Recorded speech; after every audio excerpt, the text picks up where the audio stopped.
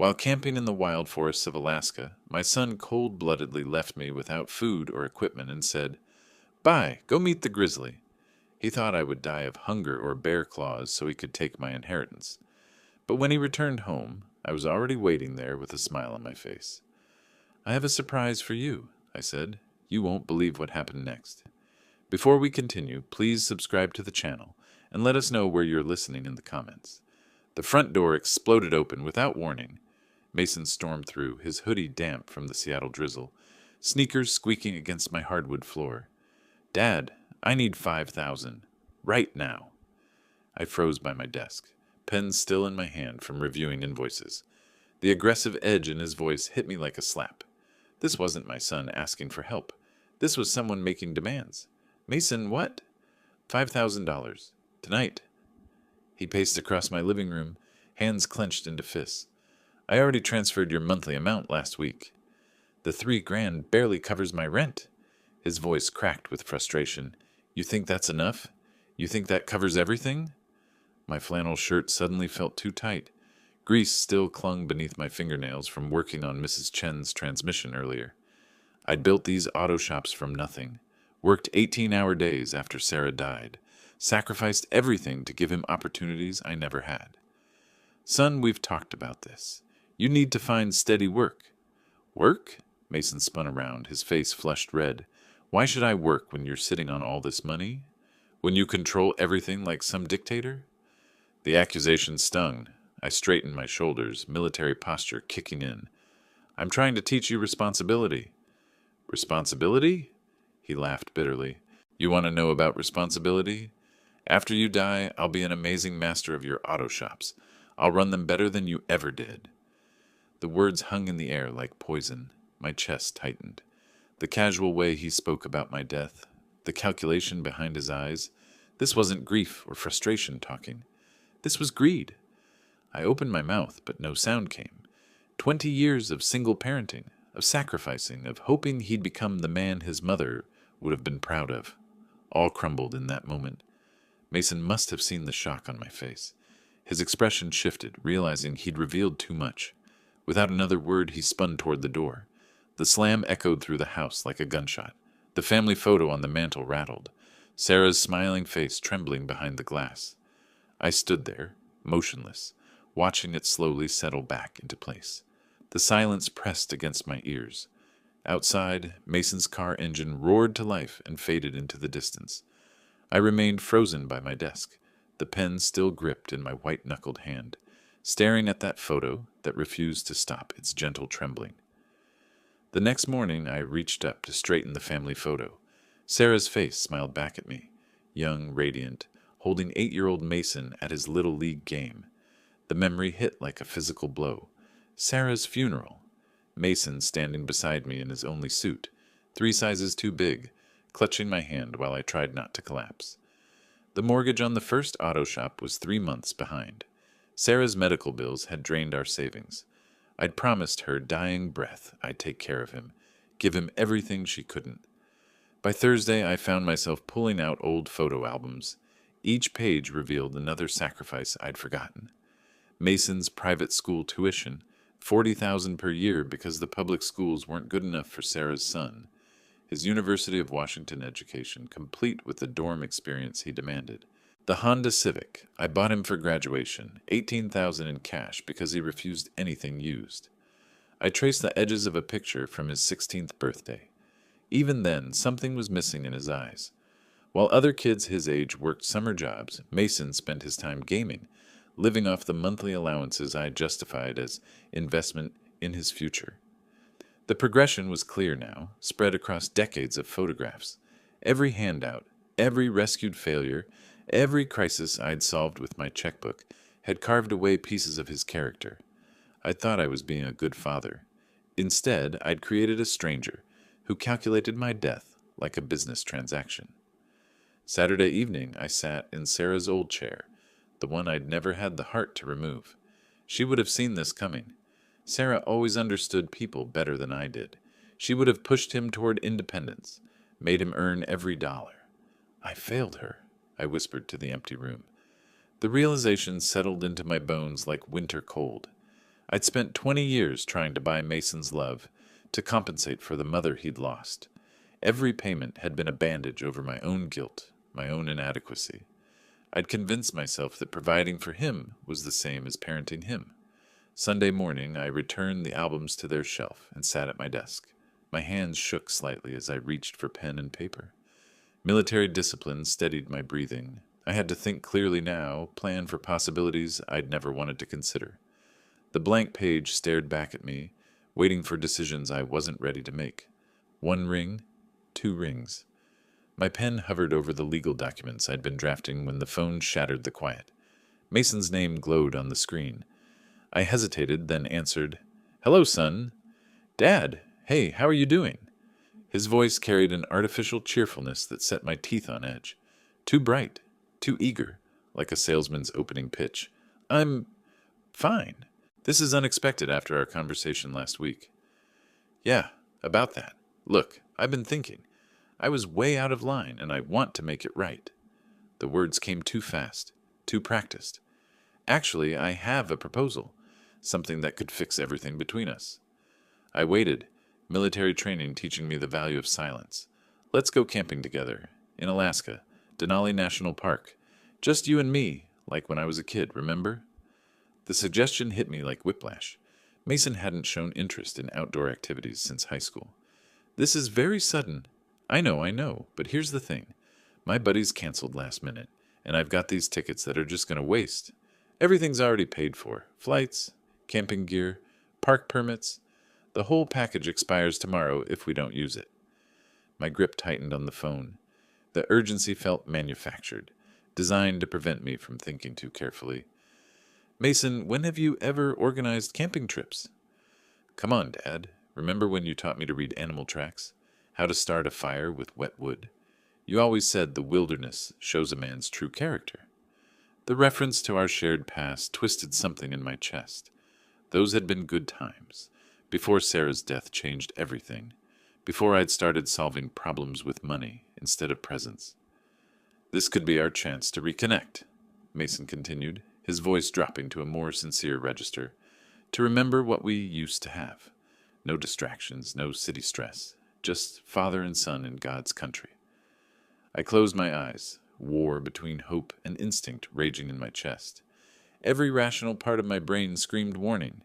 The timing, the sudden enthusiasm, the convenient story about canceled friends. It all felt orchestrated, but underneath the suspicion lived a deeper pain. What if this was real? What if my son genuinely wanted to rebuild our relationship? "The flights leave March 25th, Mason pressed. "Seattle to Anchorage, then we drive up to the park. 5 days in the wilderness, just like the old times." "5 days," I repeated slowly. "Dad, please. These tickets are burning, and this might be our last chance to fix what's broken between us." The silence stretched between us. I stared down at the papers on my desk, legal documents that could change everything, precautions against possibilities I prayed would never materialize. "All right," I heard myself say. "Let's do it." "Really? That's fantastic. I'll text you the flight details. Meet me at SeaTac, departure gate. This is going to be amazing, Dad. You'll see." The line went dead. I set the phone down carefully, my hand trembling slightly. Outside, Seattle's eternal drizzle painted patterns on the window. I looked back at the documents spread across my desk, then at the pen in my hand. Hope and preparation. Both felt like betrayal. 3 days later, I folded the legal documents carefully and slipped them into my travel bag's inner pocket. The papers felt heavier than they should have, weighted with possibilities I'd never wanted to consider. Mason waited by gate C12, bouncing on his heels like an overeager teenager. His backpack looked brand new, tags still attached to the zippers. When he spotted me approaching, his grin stretched too wide. "Dad, perfect timing. They just called for boarding. You seem excited." I studied his face, noting the slight twitch in his left eye. Military training had taught me to read nervous energy, distinguish genuine enthusiasm from performance. Why wouldn't I be? Father-son adventure in the last frontier. He shouldered his pack with obvious effort. "When's the last time we did something like this?" During the first flight, he chattered non-stop about wilderness photography and fresh air, consulting his phone more than seemed necessary for someone eager to disconnect. I shared stories from my Navy survival training, how to read weather patterns, identify edible plants, navigate without GPS. You really know all this stuff? Mason asked, scribbling notes on a napkin. 20 years in the service teaches you to be prepared for anything. Something flickered across his expression, calculation masked as admiration. Our layover in Seattle stretched longer than expected. Mason excused himself 3 times, claiming bathroom breaks that lasted 20 minutes each. Through the terminal windows, I watched planes taxi against gray afternoon sky, Alaska growing closer with each passing hour. The final flight carried us over mountain ranges that looked like broken teeth against the horizon. Mason pressed his face to the window, but his reflection showed tension rather than wonder. Anchorage hit us with crisp air and the smell of snow. The rental car counter moved efficiently. Toyota, 4Runner, extra insurance, chains for mountain roads. I handled the paperwork while Mason loaded our gear, favoring his right shoulder like something ached. Outdoor supply store next, he announced, consulting his phone again. Need to grab a few extras.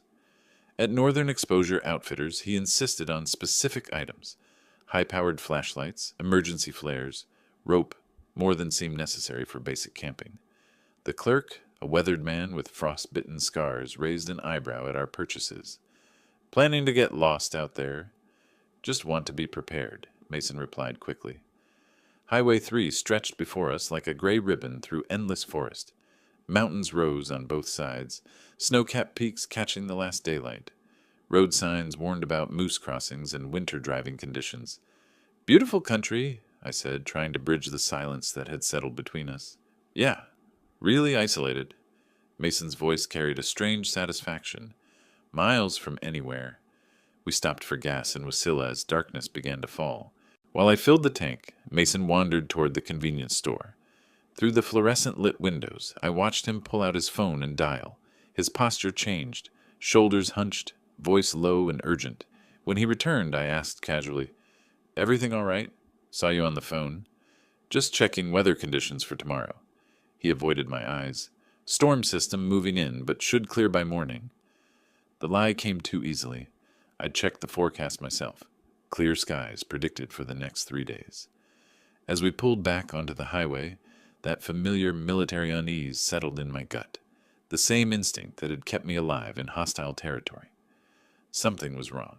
I just couldn't figure out what. 40 miles later, the gas station conversation still bothered me. "So what did the weather service actually say?" Mason's grip tightened on the door handle. "Possible snow flurries, nothing major." The deflection confirmed my suspicions, but I kept my voice neutral. "Good thing we packed extra layers." Denali's entrance appeared around a bend. Wooden signs announcing the park boundaries, cabins scattered among towering spruce trees. The visitor center buzzed with early morning activity, despite the season. Most tourists came in summer. March visitors were serious outdoorsmen or locals.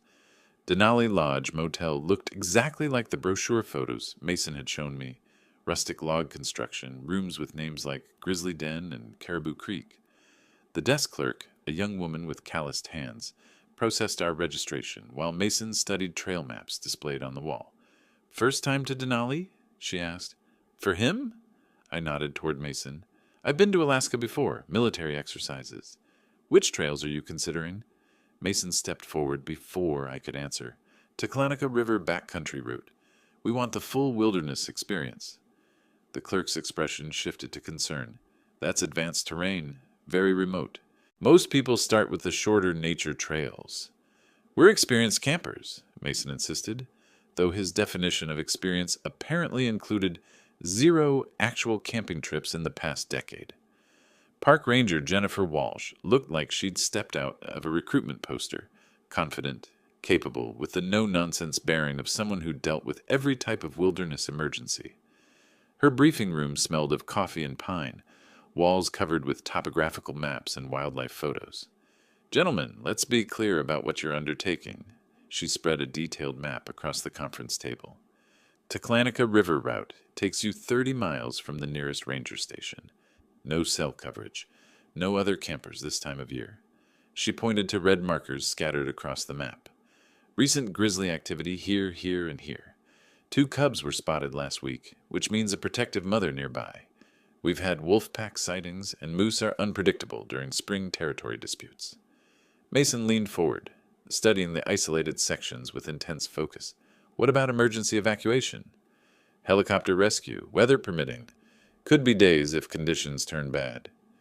Ranger Walsh's stern expression suggested she'd seen too many overconfident tourists become statistics. I have to ask, what's your combined wilderness experience? I answered honestly about my military background, while Mason mumbled vague references to camping with friends. The ranger's doubt was visible. Sir, with respect, this route isn't appropriate for beginners. We have excellent guided tours, shorter trails. We'll be fine, Mason interrupted. My father's practically a survival expert. After signing liability waivers and watching safety videos about bear encounters, we rented bear-resistant food containers and emergency beacons. I insisted on defensive rifle rental, a Remington 870 that felt familiar in my hands. You sure about that? Mason asked nervously. Alaska rule number 1, never go unarmed in bear country. Our final stop involved programming GPS coordinates into our emergency beacon. Ranger Walsh demonstrated the activation sequence with professional precision. Push this button, hold for 5 seconds, and search and rescue gets your exact location. But remember, in that backcountry, even with coordinates, rescue could take 12 to 18 hours minimum. Loading our packs into the truck, I felt that familiar pre-mission tension. Every detail screamed warning, the remote location, Mason's obvious inexperience, his strange insistence on maximum isolation. Still sure about this route? I asked as we pulled away from the ranger station. Mason's smile looked forced. Absolutely. No turning back now, right, Dad? The phrase hit my ears wrong. Less encouragement, more finality.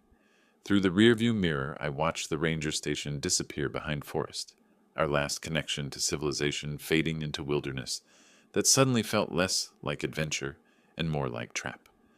The forest road narrowed until branches scraped our windows like skeletal fingers. My GPS showed our position moving deeper into unmarked territory, past the last cell tower, beyond the final trail marker, into wilderness that had swallowed unprepared travelers before. We're officially off the grid now, I murmured, watching the signal bars disappear from my phone. Mason's laugh sounded hollow. Perfect, just us and nature. Mile 23. Toklanica marked the end of drivable road. I parked beside weathered wooden posts that looked like grave markers in the dim afternoon light. Unloading our packs revealed the weight difference. Mine distributed efficiently from decades of military training. Mason's bulging awkwardly with gear he'd never tested. Jesus, this thing weighs a ton, he complained, struggling with the shoulder straps. Proper packing takes practice. I adjusted his weight distribution, noting how he winced when I touched his right shoulder. You hurt yourself? Old injury, nothing serious. The trail wound through dense spruce forest where afternoon sun barely penetrated. Moss-covered logs created natural obstacles, and small streams required careful stepping-stone navigation. Wildlife signs appeared immediately, massive moose tracks pressed into muddy patches, eagle cries echoing from somewhere above the canopy, and the distant howling that meant wolves. You hear that? Mason stopped suddenly, face pale. The wolf pack, probably 5 miles away. I kept walking, but noticed his nervousness had nothing to do with wildlife appreciation. For someone who'd insisted on this remote route, he seemed genuinely frightened by its realities. 3 hours of hiking brought us to a clearing beside a rushing creek, perfect campsite with flat ground, fresh water, and clear sightlines in all directions. Military habits kicked in as I surveyed defensive positions and escape routes, while Mason sat heavily on a fallen log. How much farther do we go? He asked, breathing hard. This is good for tonight. We'll push deeper tomorrow. Setting up camp revealed more of Mason's inexperience. While I methodically established our perimeter, food cache hung 12 feet high, cooking area downwind from sleeping quarters, emergency supplies easily accessible, he struggled with basic tent assembly. Dad, can you help with this? He held up tangled guy lines like surrender flags. Teaching him proper technique felt like old times, back when he'd wanted to learn instead of just inherit. But something nagged at me. Why insist on wilderness camping when you couldn't handle basic equipment? Evening campfire cast dancing shadows across our small clearing.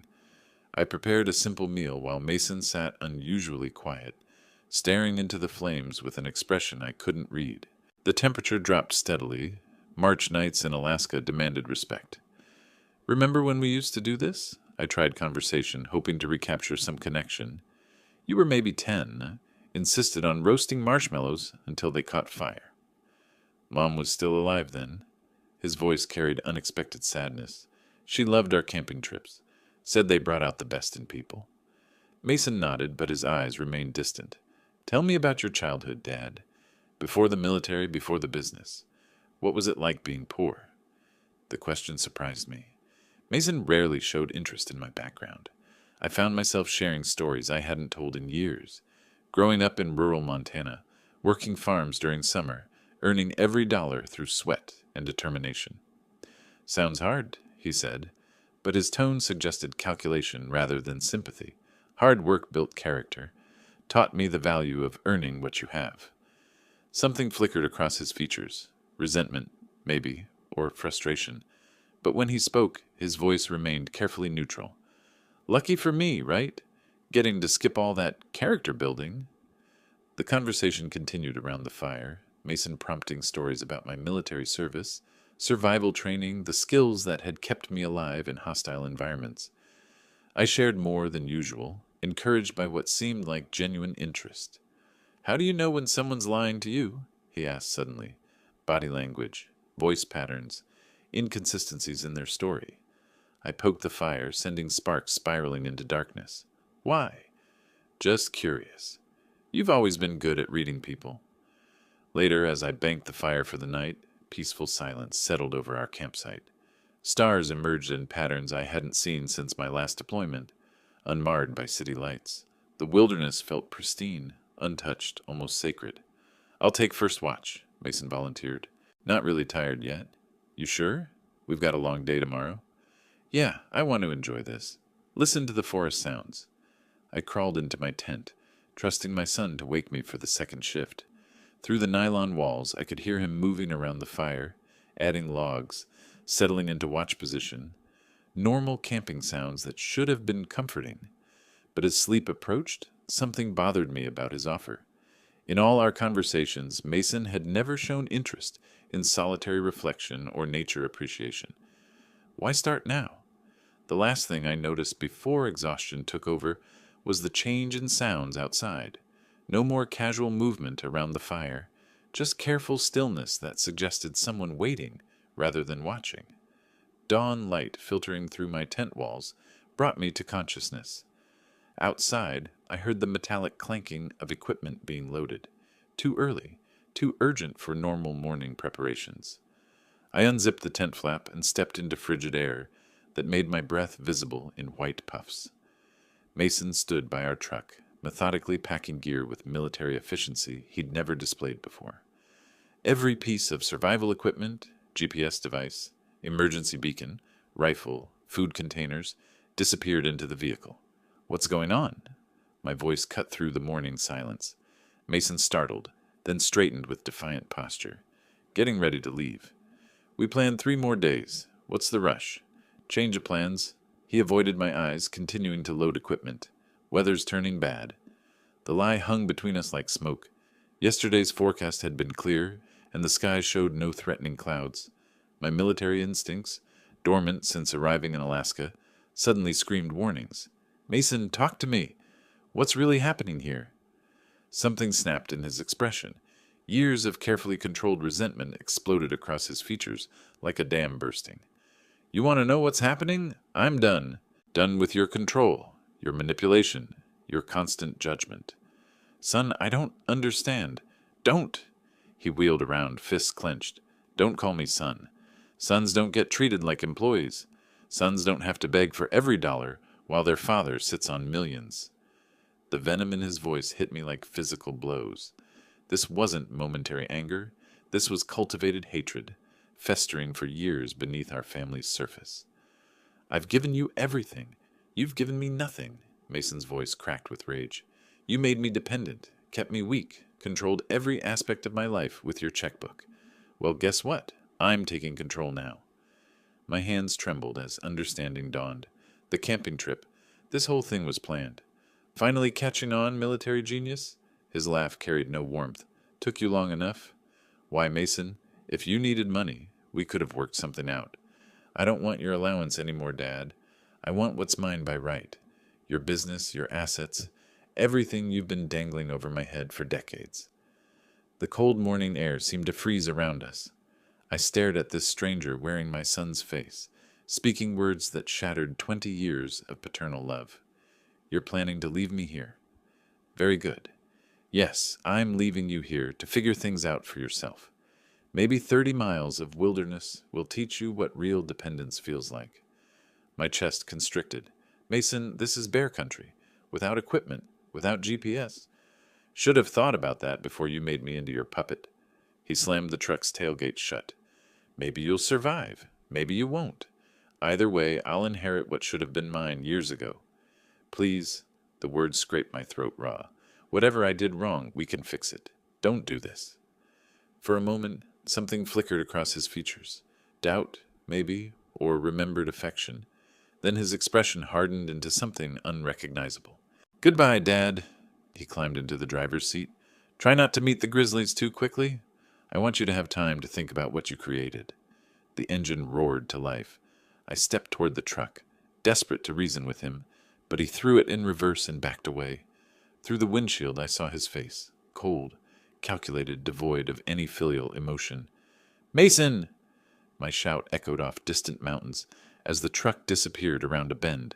The sound of the engine faded gradually, leaving me standing on an empty dirt road in the vast Alaskan wilderness, 30 miles from the nearest human being.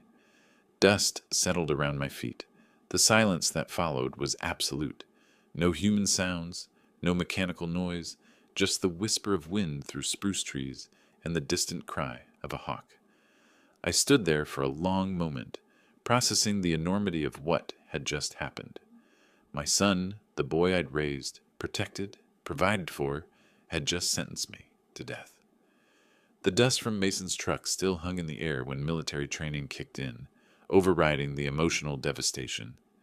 Shock was a luxury I couldn't afford, not 30 miles from civilization in Grizzly country. I forced myself to breathe steadily, letting decades of Navy discipline take control. First rule of survival, assess your resources. I patted down my pockets.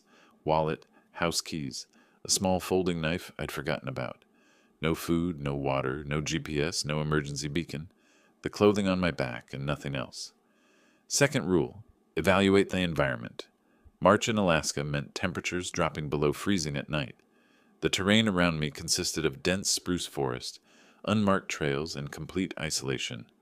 Ranger Walsh's warnings echoed in my memory, recent grizzly activity, wolf packs, unpredictable weather patterns.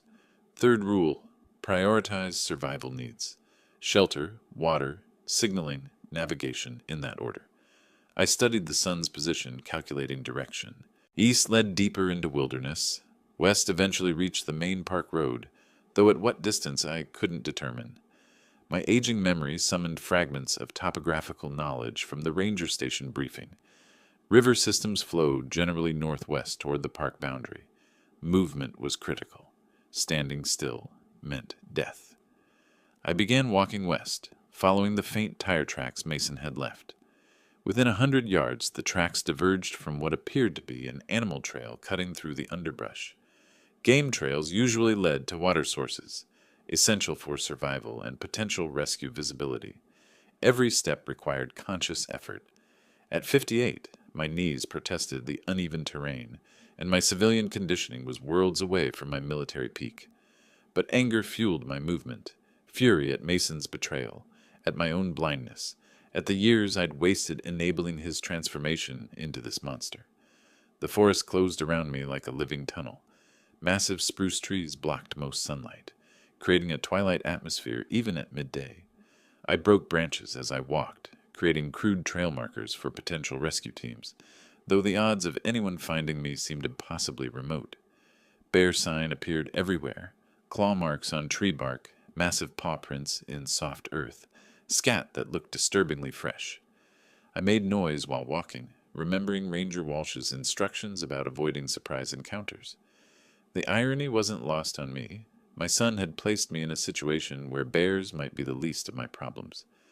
Hours passed. My mouth grew dry, then parched. The game trail meandered through increasingly dense vegetation, and several times I lost it completely, forced to backtrack and search for the continuation.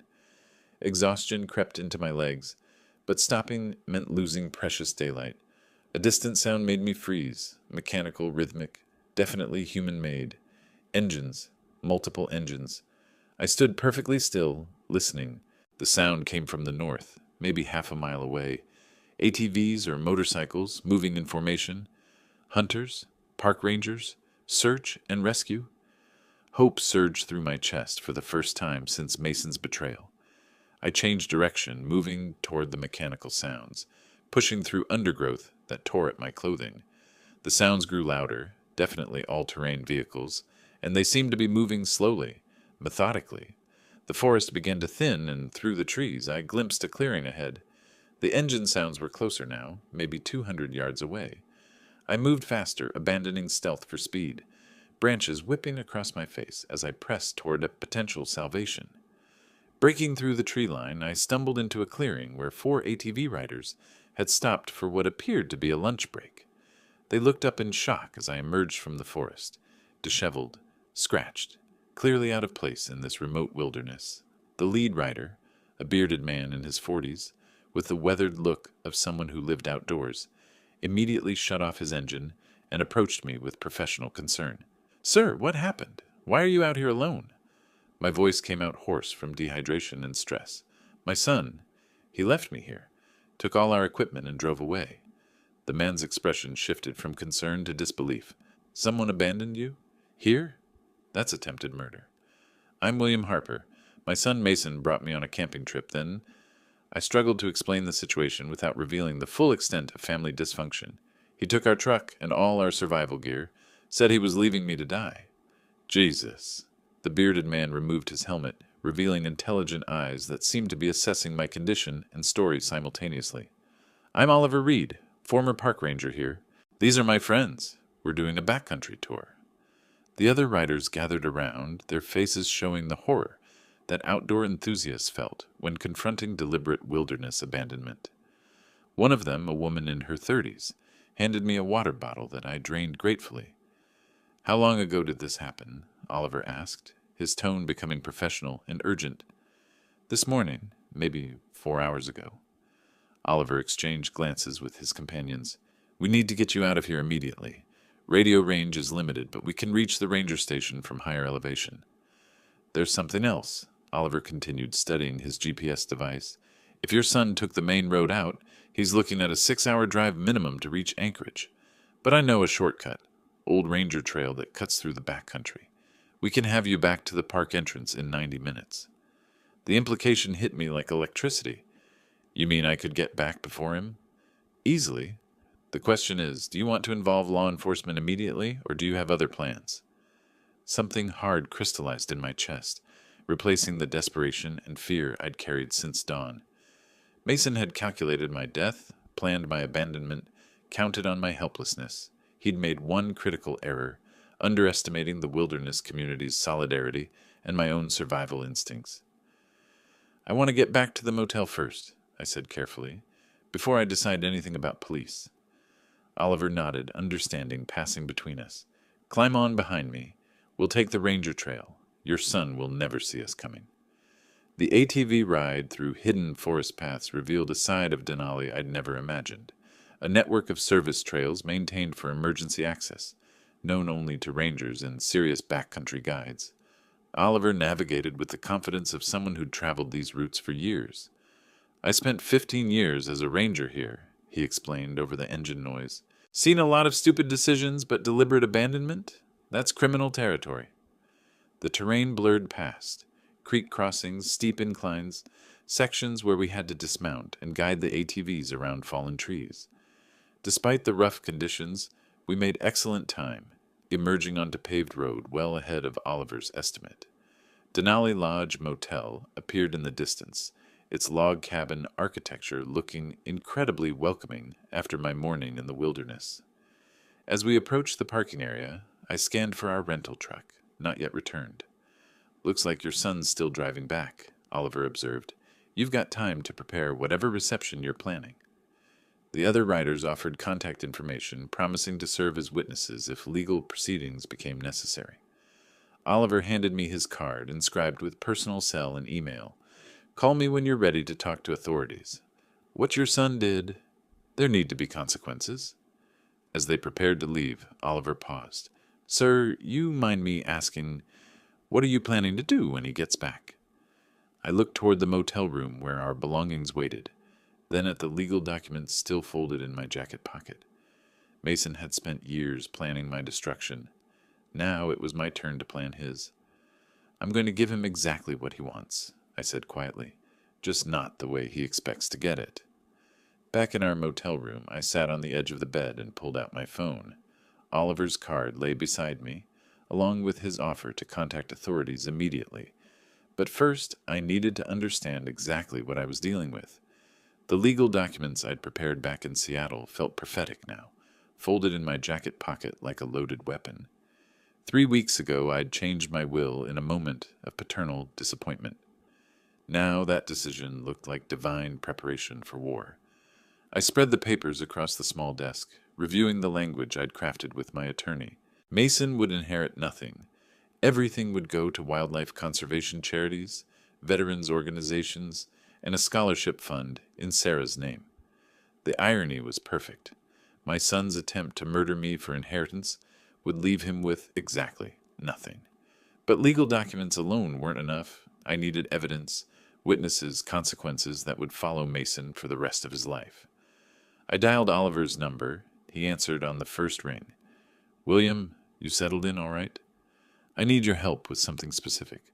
When Mason returns, I want everything documented. His reaction, his words, everything." "You planning to confront him before calling police?" "I'm planning to give him exactly what he thought he wanted, the chance to inherit my business, right up until the moment he realizes what he's actually done to himself." Silence stretched across the connection. Finally, Oliver spoke. "That's strategic. You want me there as witness?" "If you're willing, and maybe bring that digital camera you had on the trail. Mason's going to say things that should be preserved for a jury." "What time you expecting him?" I calculated Mason's route. Main Park Road to Anchorage Highway. Probable stops for gas and food. His tendency to drive cautiously on unfamiliar roads. Between 9 and 10 tonight, he'll be tired, overconfident, expecting to find an empty room and a grieving father who never made it back. Instead, he finds his intended victim very much alive, and very well prepared. After Oliver agreed to arrive by 8:30, I called my attorney in Seattle. The conversation was brief, but crucial. Tomorrow morning, the new will would be filed officially, regardless of tonight's outcome. Mason's inheritance would evaporate the moment legal documents hit the courthouse. Next, I contacted the motel office and arranged for an adjacent room for Oliver. The desk clerk, an elderly woman who'd seen decades of Alaskan drama, asked no questions about the unusual request. Evening approached with surreal calm. I showered off the wilderness grime, changed into clean clothes, and arranged the room methodically. The legal documents spread across the desk, where Mason would see them immediately. Oliver's camera would have clear sightlines from the adjoining room. My phone was programmed with 911 on speed dial. Military training had taught me that preparation eliminated variables. Tonight, Mason would walk into a controlled environment, where every advantage belonged to me. The irony wasn't lost on me. My son had spent months planning my death in the wilderness. Now I was planning his social and financial death in civilization. The difference was that my plan would leave him alive to face consequences. At 8:15, Oliver knocked softly. He entered carrying professional photography equipment and the grim expression of someone who'd seen too many wilderness tragedies. Recording equipment set up in the adjacent room, audio and video coverage of this entire space. He gestured toward the connecting door. "When he arrives, you'll have everything documented." "What happens legally when we turn this over to authorities?" Attempted murder in the first degree. Alaska takes wilderness abandonment seriously. It's essentially death sentence with extra steps. With your testimony, my witness statement, and whatever he says tonight, he's looking at serious prison time. I nodded, feeling a cold satisfaction settle in my chest. Then we wait. Outside, darkness gathered around the motel like a closing fist. Through the window, I could see the main road, where Mason's headlights would soon appear, carrying him toward a reckoning he'd never imagined possible. The phone showed 8:47 p.m. Any minute now, my son would discover that his perfect crime had become his perfect downfall. Headlights swept across the parking lot, and I recognized the distinctive sound of our rental truck engine. Mason had returned from his failed murder attempt, probably rehearsing grief-stricken phone calls to report his father's tragic disappearance. I positioned myself in the chair facing the door, legal documents clearly visible on the desk. Through the connecting wall, I heard Oliver adjusting his recording equipment. Everything was ready. Mason's key scraped the lock twice before catching. When the door opened, he stepped inside with the cautious air of someone expecting to find an empty room. The overhead light illuminated his face, and I watched recognition hit him like a physical blow. "Dad?" The word came out strangled, disbelieving. "Hello, son. How was your drive?" His face cycled through confusion, shock, and something approaching terror. How are you here? How did you get back? Turns out I'm harder to kill than you calculated." Mason's legs seemed to buckle slightly. He gripped the door frame, eyes darting around the room as if searching for escape routes. "I don't understand. I left you 30 miles. 30 miles from nowhere without food, water, or equipment. Yes, I remember." I kept my voice conversational, almost friendly. Interesting choice of last words, by the way. "Go meet the Grizzlies." Really captured the sentiment beautifully. "Dad, wait. You don't understand." "Oh, I understand perfectly. You brought me to Alaska to murder me for my inheritance. Spent months planning it, researched the most remote location possible, even practiced your shocked son routine for when the authorities found my body." Mason's mouth opened and closed wordlessly. Sweat beaded on his forehead despite the cool evening air. "The problem with your plan," I continued, standing slowly, "is that you underestimated the wilderness community. Turns out there are people who actually help each other survive, instead of abandoning family members to die. Look, if this is about money, it was always about money for you. That's what I finally understand. Every conversation, every camping trip, every moment of what I thought was father-son bonding, you were just calculating my net worth." I walked to the desk and picked up the legal documents. "You want to know what's fascinating? 3 weeks ago, right after our fight, I changed my will. Called it paternal disappointment at the time." Mason's eyes locked onto the papers in my hands. "What do you mean, changed?" "I mean you inherit nothing. Not the auto shops, not the bank accounts, not the house your mother loved. Everything goes to charity, wildlife conservation, veterans organizations, scholarship funds." The color drained from his face completely. "You can't do that. I'm your son." "You were my son. This morning you became something else entirely, a man who calculated his father's death for financial gain." "Dad, please, if you'll just listen." "I listened this morning while you explained how my controlling behavior ruined your life. I listened when you said I deserve to die, alone in bear country. I'm done listening." Mason's composure cracked completely. "You self-righteous bastard, you created this. Your constant control, your manipulation, keeping me dependent while judging every choice I made. There it is, the real Mason Harper.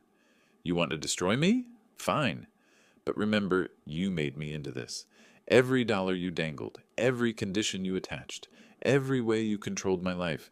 This is your creation." I felt a strange calm settle over me. "You're absolutely right. I did create this. I enabled your dependence, bought your affection, confused providing with parenting. That's my failure as a father. Then change the will back. Fix this." The will was filed this afternoon. It's done. I walked toward the door, past my son who looked smaller, somehow, diminished. "But you're wrong about one thing. I didn't create your willingness to commit murder. That choice was entirely yours." Mason's voice cracked. "Where are you going?" "To call the police. Attempted murder is still a felony, even when it fails. Dad, wait. I paused at the threshold. Goodbye, Mason.